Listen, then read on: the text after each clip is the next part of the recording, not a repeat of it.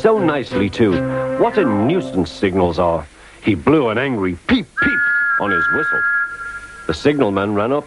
"Hello, Thomas," he said. "What are you doing here?" "I'm pulling a train," said Thomas. "Can't you see?" "Where are your coaches, then?" Thomas looked back. "Why, bless me," he said, "if we haven't left them behind." "Yes," said the signalman. "You'd better go back quickly and fetch them." Poor Thomas was so sad he nearly cried. "Cheer up," said his driver. "Let's go back quickly and try again."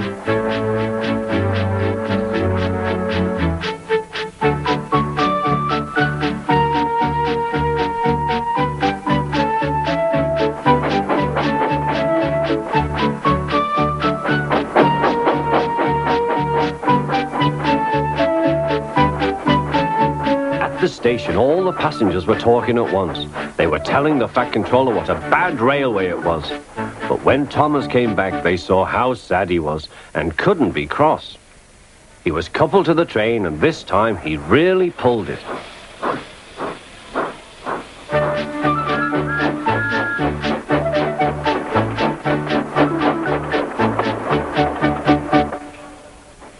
But for a long time afterwards, the other engines laughed at Thomas and said, "Look, there's Thomas, who wanted to pull a train but forgot about the coaches."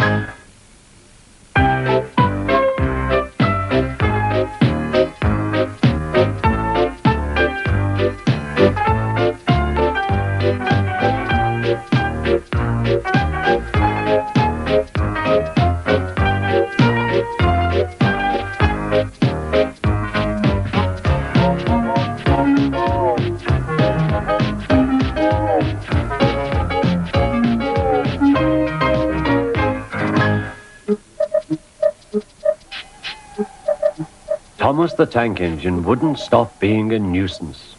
Night after night he kept the other engines awake. "I'm tired of pushing coaches. I want to see the world." The other engines didn't take much notice, for Thomas was a little engine with a long tongue.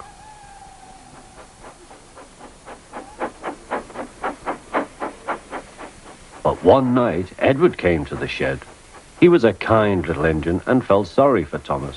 "I've got some trucks to take home tomorrow. If you take them instead of me, I'll push coaches in the yard." "Thank you," said Thomas. "That will be nice." Next morning, Edward and Thomas asked their drivers, and when they said yes, Thomas ran off happily to find trucks.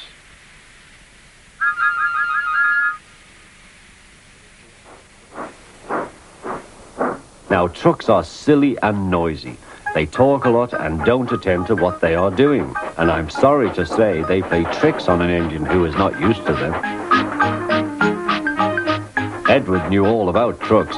He warned Thomas to be careful, but Thomas was too excited to listen.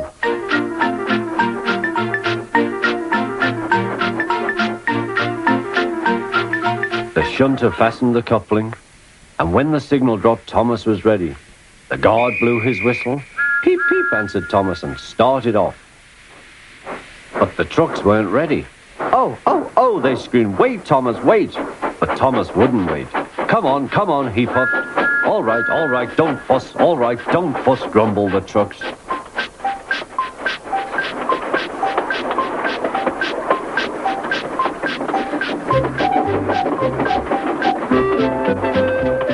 Thomas began going faster and faster. "Whee!" he whistled as he rushed through Henry's tunnel.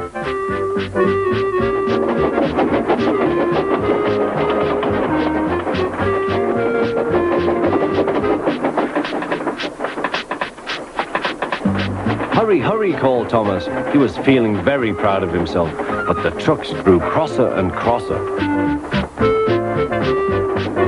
At last, Thomas slowed down as he came to Gordon's Hill.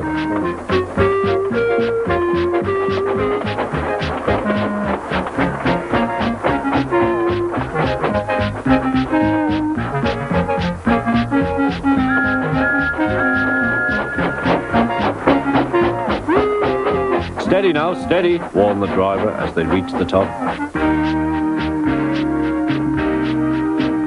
He began to put on the brakes. We're stopping, called Thomas. No, answered the trucks, bumping into each other. Go on, go on. Before the driver could stop them, they had pushed Thomas down the hill and were rattling and laughing behind him.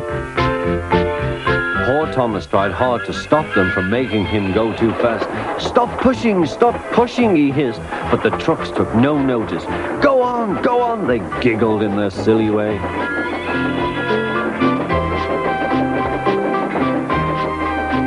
There's the station. Oh dear, what shall I do? He cried. He rattled straight through and swerved into the goods yard.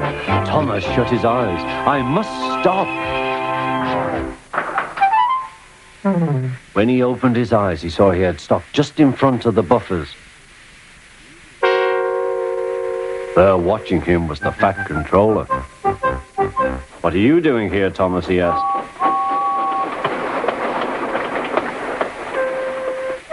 I brought Edward's trucks, Thomas answered. Why did you come so fast? I didn't mean to. I was pushed, said Thomas.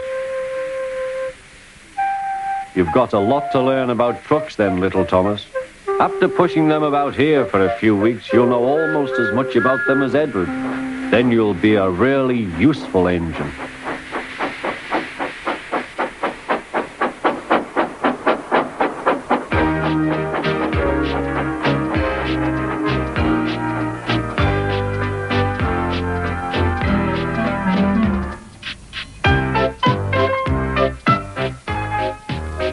At 11 o'clock tomorrow morning, you can see a story about Fat Tulip too.